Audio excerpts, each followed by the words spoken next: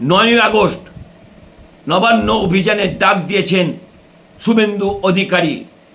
সেখানে সমস্ত রাজনৈতিক দলকে জাতীয় পতাকা হাতে অভয়ার বিচারের দাবিতে পথে নামার অনুরোধ করেছেন। একই সঙ্গে অভয়ার বাবা মা অর্থাৎ আরজি করের নির্যাতিতার বাবা মা সমস্ত রাজনৈতিক দলকে আবেদন করেছিলেন জাতীয় পতাকা হাতে এই অভিযানে যোগ দেবার জন্য, কিন্তু তিনি নিঃসঙ্গ হয়ে পড়েছেন। তার সঙ্গ ত্যাগ করেছেন সমস্ত জুনিয়র ডাক্তার কুল। আরজি করের আন্দোলনে যেসব ডাক্তারেরা ছিলেন তারা কিন্তু ইতিমধ্যেই জানিয়ে দিয়েছেন রাজনৈতিক কানাগলিতে প্রবেশ করেছেন নির্যাতিতার বাবা মা, তাই তারা এই নবান্ন অভিযানে যাবেন না। তারা পাল্টা কর্মসূচি ওই 9ই আগস্টই করবেন।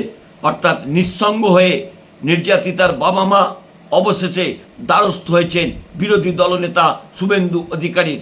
কেউ কেউ বলতে শুরু করেছেন, তাহলে ভারতীয় জনতা পার্টির টিকিটেই কি পানিহাটি থেকে লড়াই করবেন নির্যাতিতার বাবা অথবা মা?